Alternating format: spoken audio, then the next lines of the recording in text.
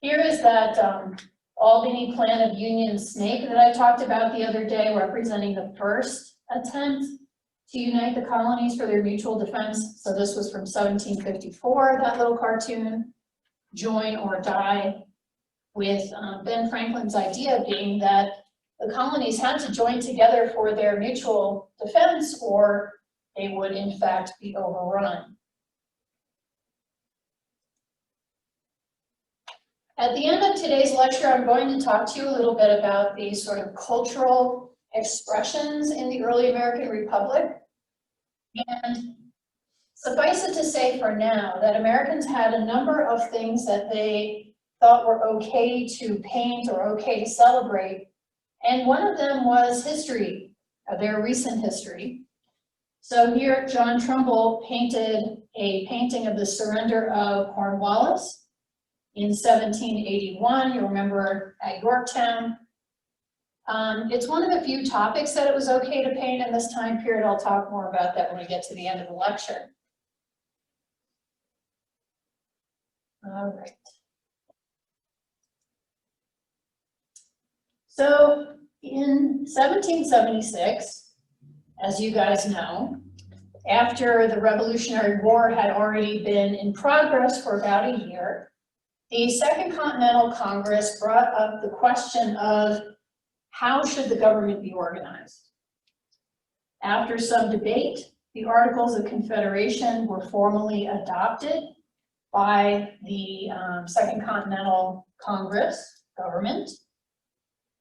And the Articles of Confederation is kind of like a forerunner to the Constitution. It was a written document that spelled out the responsibilities of the various parts of government. So it is on the way to creating the US Constitution. As we know, the states had their own state constitutions that, they varied. A lot of them had bills of rights.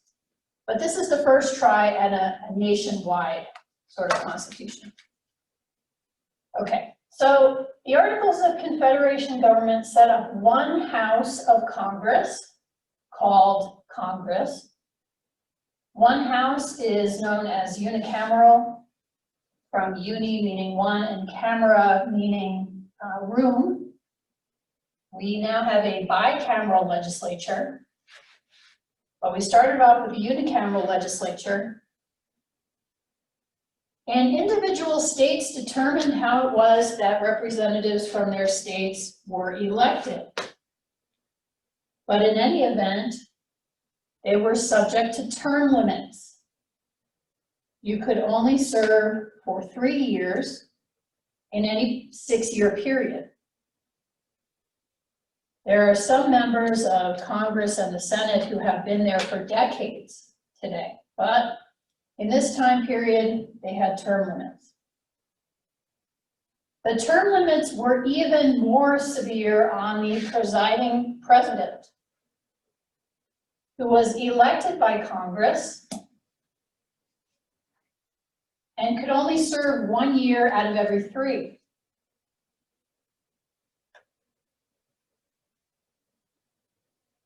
So I should, as an aside, say there was no such thing as checks and balances in the Articles of Confederation.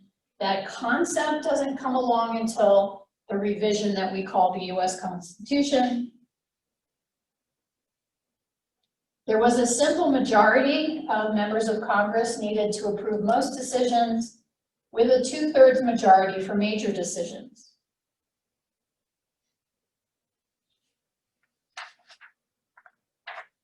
Okay. So what could this Articles of Confederation government do? Well, they had authority in the conduct of foreign affairs and waging war, concluding peace, supervising the armed forces. However, as I mentioned to you, the way that they raised troops with the Continental Army was by levying quotas on individual towns and villages. So it wasn't the case that raising the troops was done at the federal level. It was done at the state level.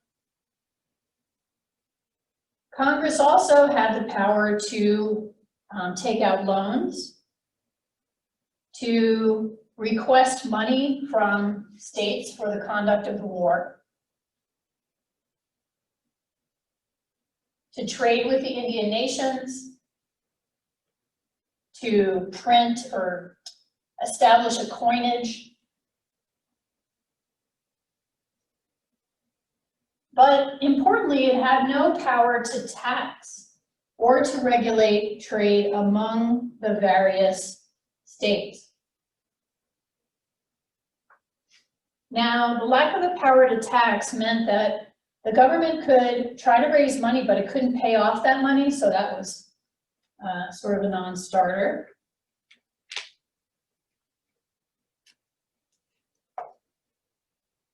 And the Articles of Confederation government was left super weak because the main idea was that it was a confederation of fully empowered states. That is, that the sovereignty, the ultimate power to rule, lay in each particular state and not some kind of central government.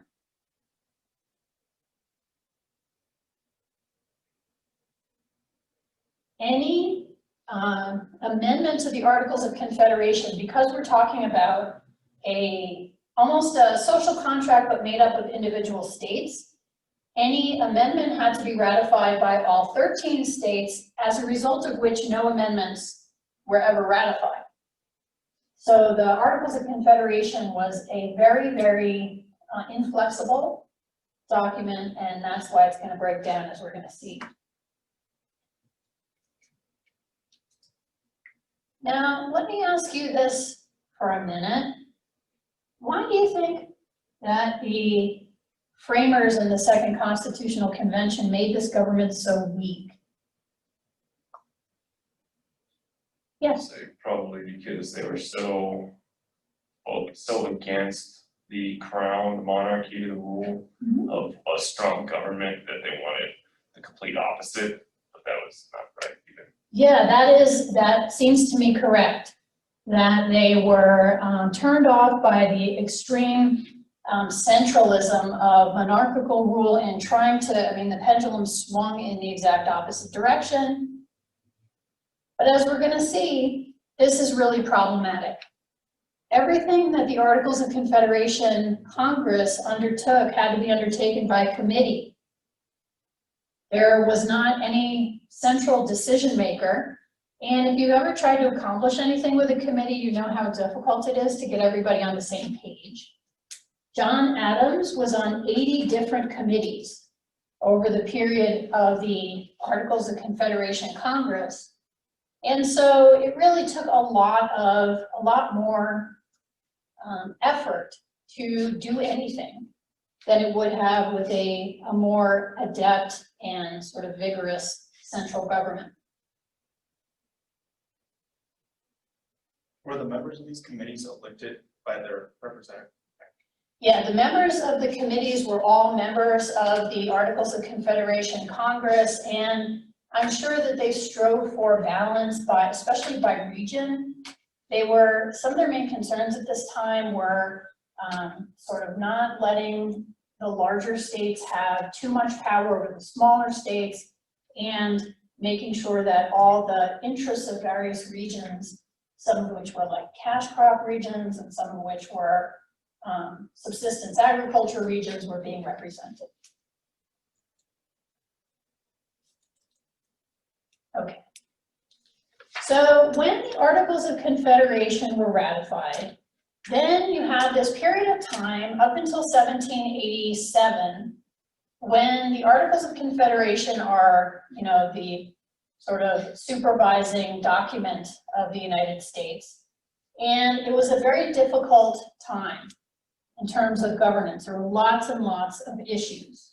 So for example, one of the most intransigent problems of the Revolutionary period was, how do we finance the war?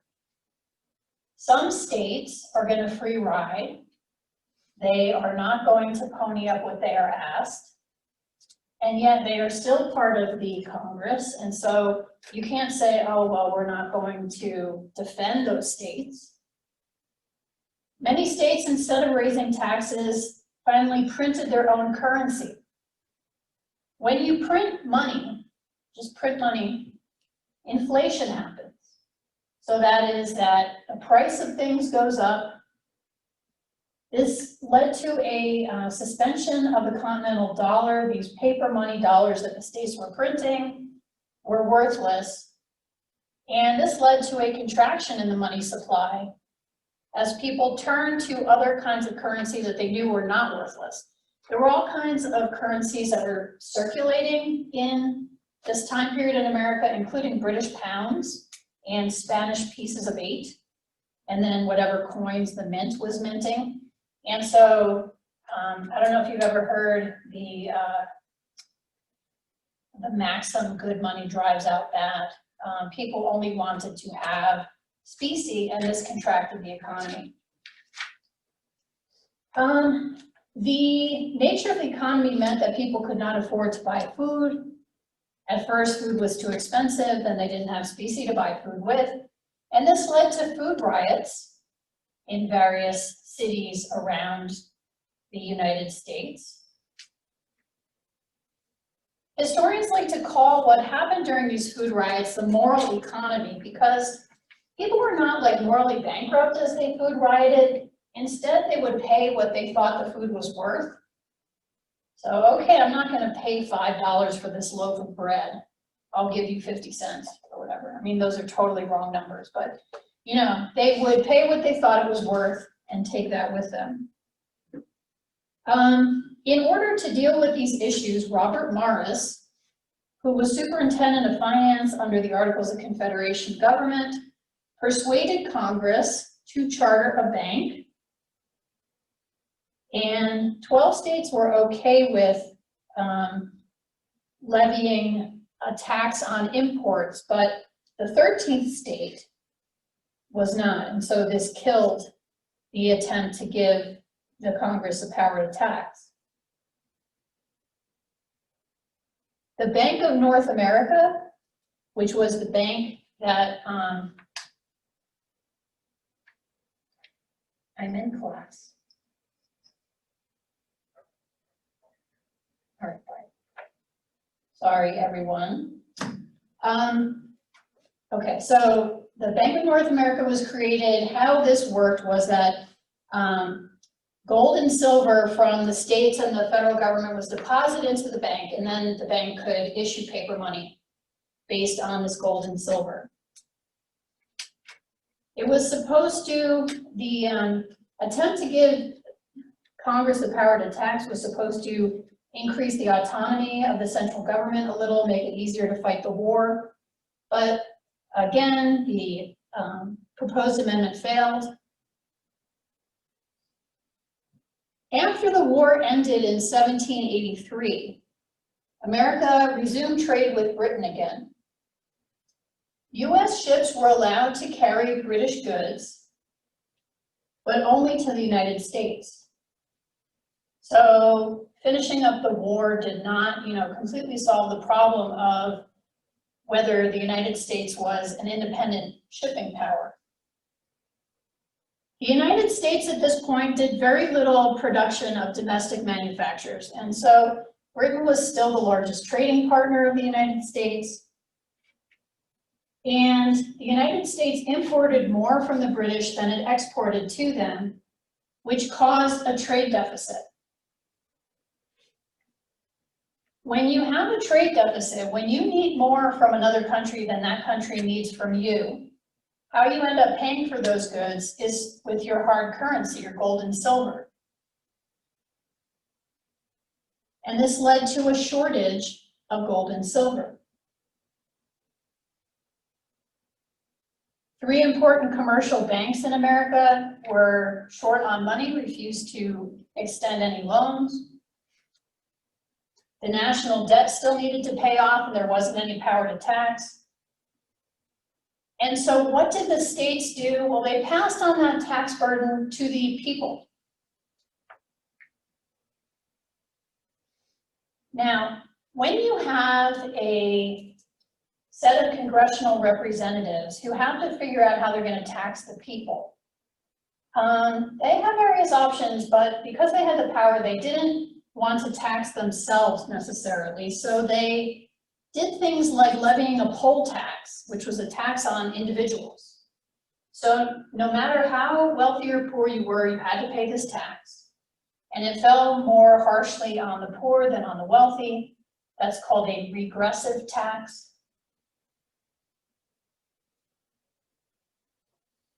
And especially small farmers began to have a really hard time paying this tax and other taxes that they were assessed. And they ended up in debtor's prison.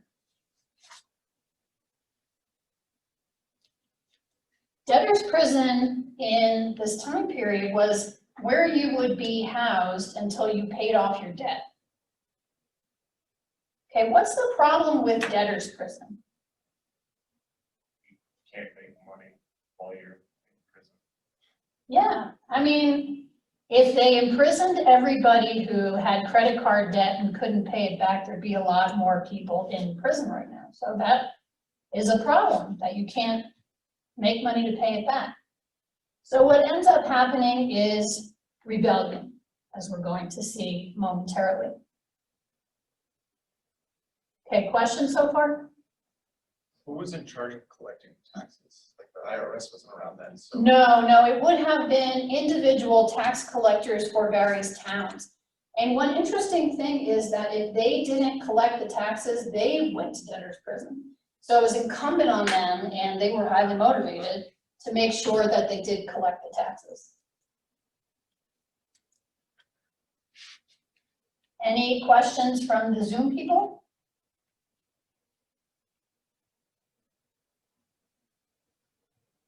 It's funny, I was reading Twitter yesterday and somebody was talking about how Zoom, sometimes teaching to Zoom is like holding a seance, because like you think people are there, but you can't see them, so you're like, who's there? Are you with me? Can you hear me? Anyway, if you do have any questions, you can interrupt or put them in the chat. All right, so during this period, this economic crisis caused lots of instability in the United States. And one of the things that happened was there was almost a military coup. In 1784, in Newport, New York, as troops were demobilized and going back to their jobs, they were finding that the United States didn't have either the money to pay them the amount of bounty that they were supposed to get for signing up to fight, and they also were not getting the land that they were promised. This was especially galling for officers. So the officers met in Newport in 1784, and it seemed as though they might try a military coup. George Washington was informed about the plot, and his timely intervention ended up kind of saving the day.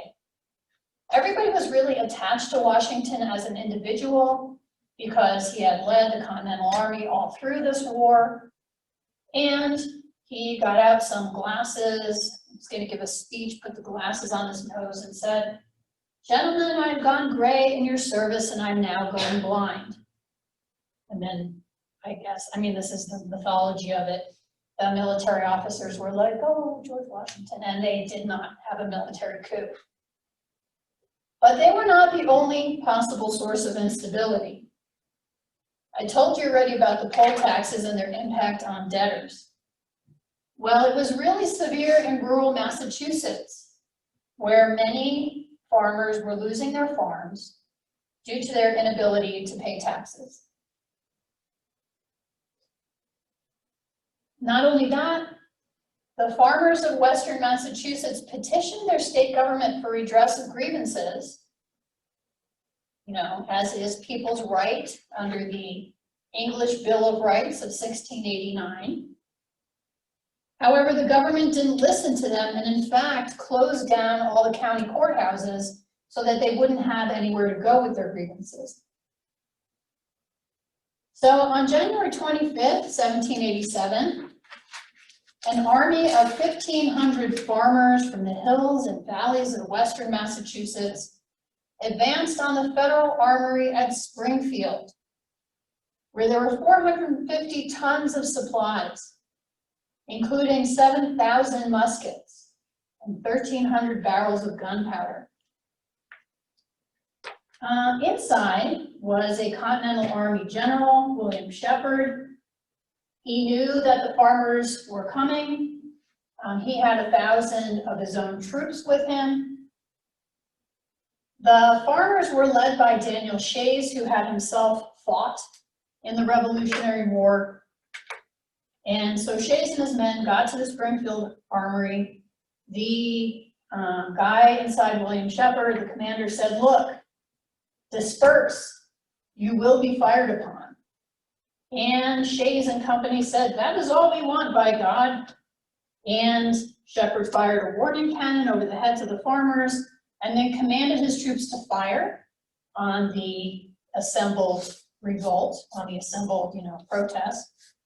4 farmers were killed, 20 were wounded. In a petition to the state government that had gone unheard, one Shaysite had noted, quote, "Whenever any encroachments are made either upon the liberties or properties of the people, if redress cannot be had without, it is virtue in them to disturb government." All right, so there was this revolutionary attempt in Springfield, Massachusetts, and it shook up not only the government of Massachusetts, but also many elites throughout the United States at that point. The new state legislature, elected the following year, did kind of back down with its taxation policies and exempted various things from being taken away if you were in debt, like your tools, your family's clothing, your children's toys and stuff. But the longer-term impact of Shays' rebellion was a certainty in the ruling classes in America that the Articles of Confederation government was not going to work anymore, that they really needed to do something else. Thomas Jefferson was not one of the ones who thought that the Articles of Confederation was a problem. He was in Paris at the time, and when he heard about Shays' rebellion, he wrote, "The tree of liberty must be refreshed from time to time with the blood of patriots and tyrants." So he was all on board with it. In contrast, Abigail Adams was so rankled by Jefferson's encouragement of the mob that she stopped speaking to him. Yes. So you said that Shays' Rebellion was on January 5th, 1787. January 25th. This one says February 27th. Yeah, it lasted a while, because they marched in from Western Massachusetts. And what fort did you say that they marched on? Springfield. Yeah, see, it says here last battle of Shays' Rebellion was here February 27th, so it was a multi-stage uprising. So was their idea to have their own revolution and new government? Yeah, remember that the Declaration of Independence says when government stops being protective of the ends for which it was arranged, then it's your right to break away and form a new government. And people believed that at the time. And I will say that various separatist movements have cited the Declaration of Independence, for that purpose ever since.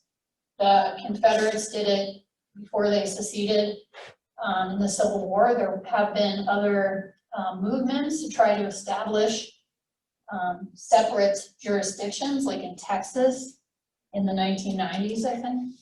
So, but in reality, what jurists have concluded, is that the Constitution has enough sort of democracy in it that you then don't have the right to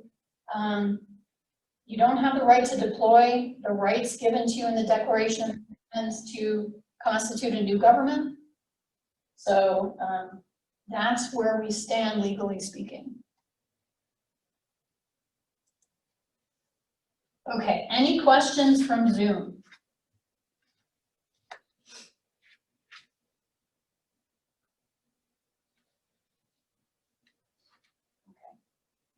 Well, I don't want you to kind of go away with the impression that the Articles of Confederation Congress achieved nothing. And so having shown you the downside, I am going to show you what they did manage to achieve. Not all of it was great for everybody, but as we're going to see, you know, they did actually pass some legislation that turned out to be important. There was a lot of population pressure on the frontier. There were skirmishes by frontier dwellers against indigenous people. And the Spanish closed off the navigation of the Mississippi River for the people that lived out on the far western frontier. So Americans were not allowed to use the Mississippi for the transit of goods. So this is going to be a problem. You get some unhappy frontiers people. Thomas Jefferson wanted to solve the problem of what to do about people in the West by dividing the public domain into states and guaranteeing settlers self-government. So in 1784, he came up with a plan for the government of the Western Territory and said, once you get 20,000 people living in a particular area, then those settlers can call for a constitutional convention, establish a constitution and a government, and ultimately petition for statehood. Jefferson inserted a clause prohibiting slavery in his plan, but Congress crossed it out, negated it. So when they say Western territories, how far west is it still the Mississippi? Yeah, we're talking to the east of the Mississippi, the lands that were not within the boundaries of any of the 13 colonies. There was a lot of debate in early America about whether those lands should be separate states or whether they should be what was called the Western Reserve of the states that existed. So let's say New York and Pennsylvania might have a non-contiguous other landmass known as the Western Reserve. Ultimately, though, those became new states. The Land Ordinance of 1785, passed by the Articles of Confederation Congress, provided for the survey and sale of Western lands. The Articles, you know, it didn't let people tax, or it didn't let the federal government tax, but they were hoping to sell this land in the West and raise money. So they divided, by this legislation, they divided the land into sections of 640 acres each.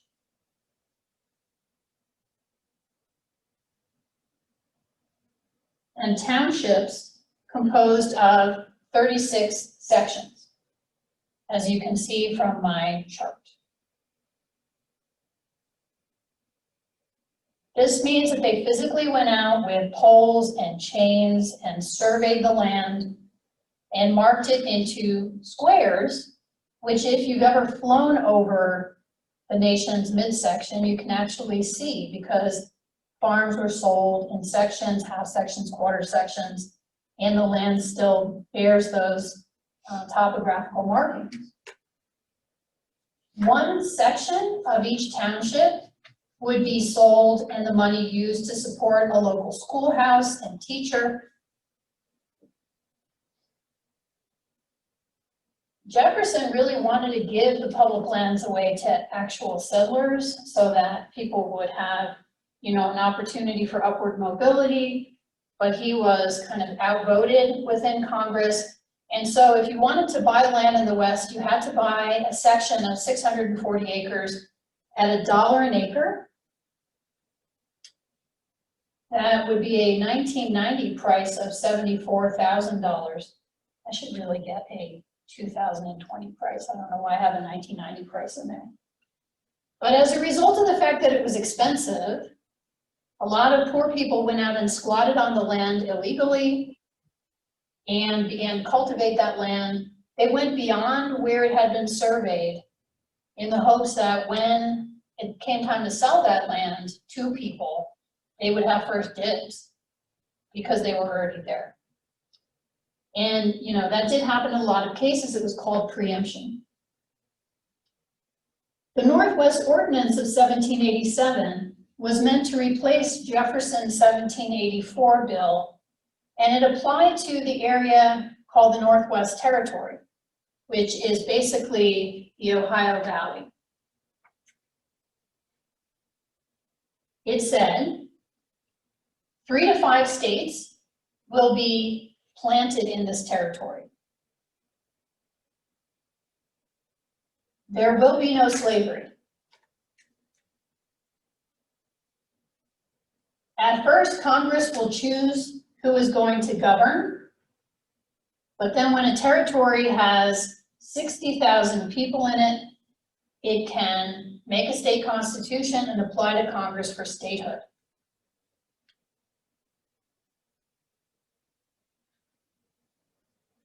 The Northwest Ordinance was also significant because it included a Bill of Rights. This was the first Bill of Rights at the federal level. It guaranteed religious freedom, representation in proportion to the population, trial by jury, habeas corpus. What's habeas corpus? Anybody know?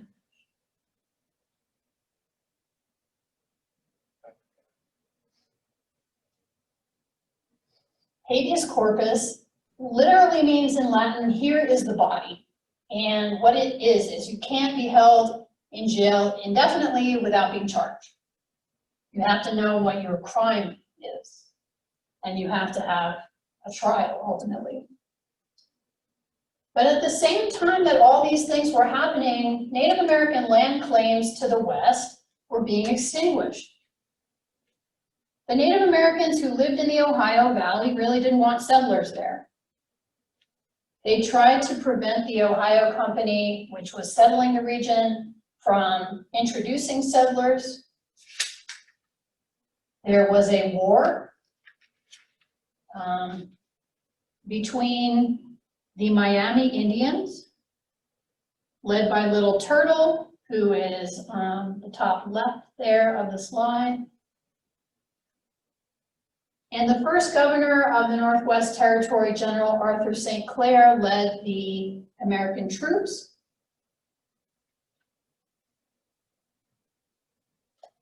They fought several battles.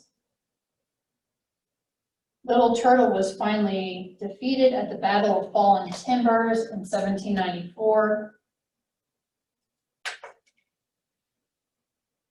And then by the 1795 Treaty of Greenville,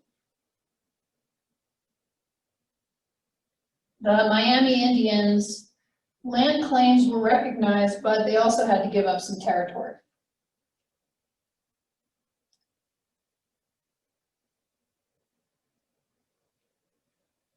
Arthur St. Clair was one of the military leaders of the Anglo troops.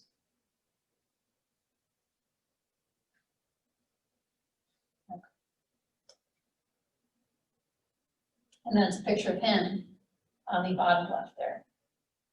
And so again, we have the tradition of good patriotic painting being American heroes and founding fathers and such. That brings us to the question of what constitutes an American culture. Well, the revolutionaries had identified this oppositional strain of English thought called Whiggism, and they thought that monarchy and the British government were luxurious and corrupt and insufficiently energetic. The colonies thus, having separated from Britain, had to figure out what kind of culture that they were going to have that was not corrupt. It's going to keep the corruption of the British out. And they settled on something that historians have termed republicanism. That is the idea of a patriotic and public-spirited republic. This doesn't have anything to do with the Republican Party, which doesn't come along until the 1850s. Republicanism is just the set of ideas about how good citizens of a republic should be altruistic, they should have a mind towards good government and not enriching themselves, that they should be truly virtuous people.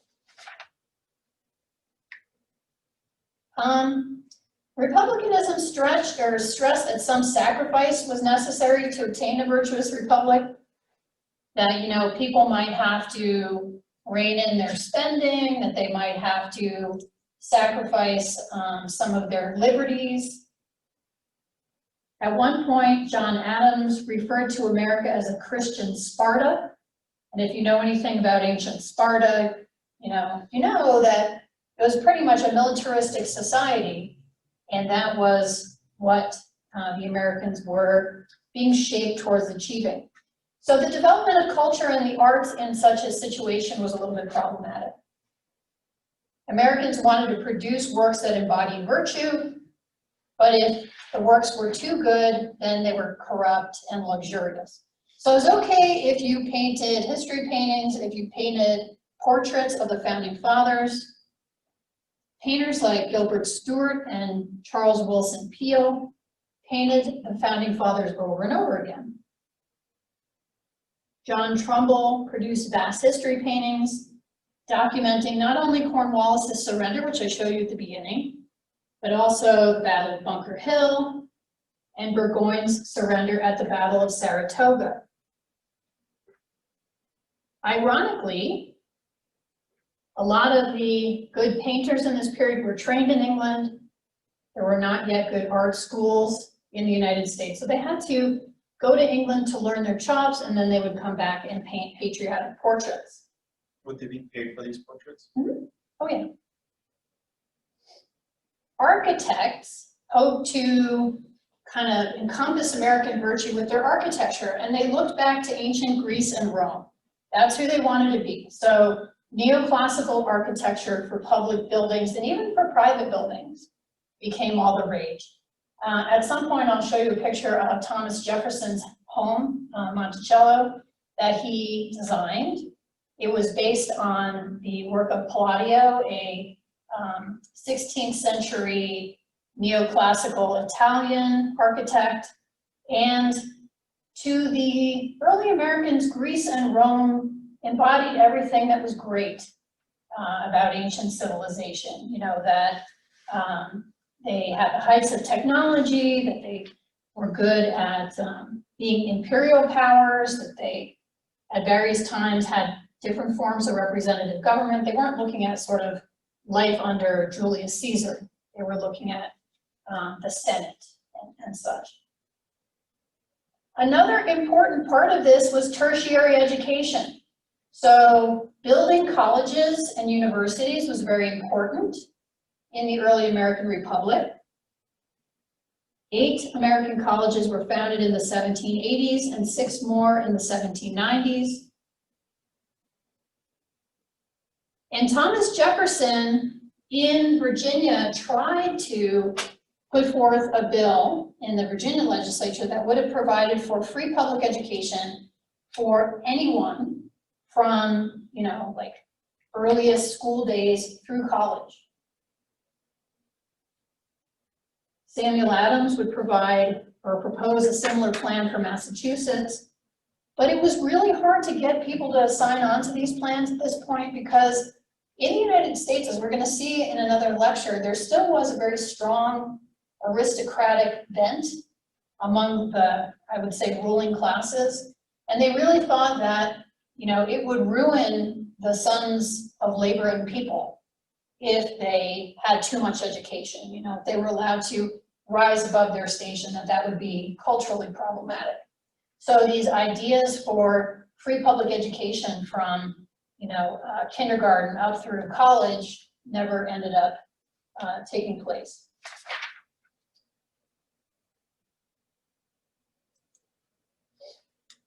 Okay. Questions from Zoom?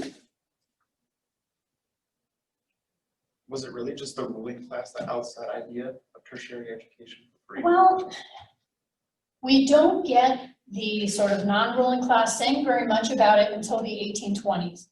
And then as we're gonna see, there is a movement among working people, among artisans, to call for an education that they didn't necessarily want it to be free, but they wanted it to be equal. So a lot of times, I mean, there wasn't free public education, but some people could afford to send their kids and some couldn't, and even the kids who could go couldn't afford books. They couldn't afford the same clothing as the other children. So they called for things like state-run boarding schools that would have, again, leveled the playing field or given opportunity for upward mobility. But you don't really hear too much about that until the 1820s.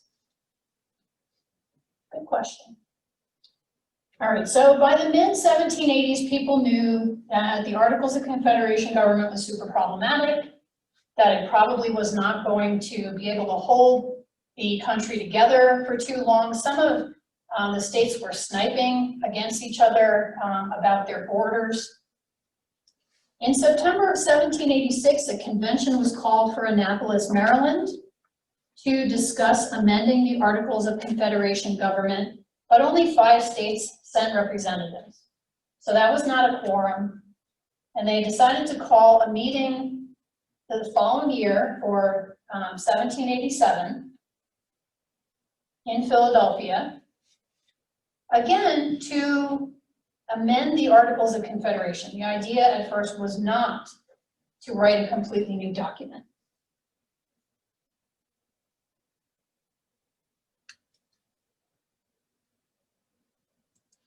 Okay, any questions in either place, Zoom or the room? Okay, then I'm going to move on to the next bit of today's program.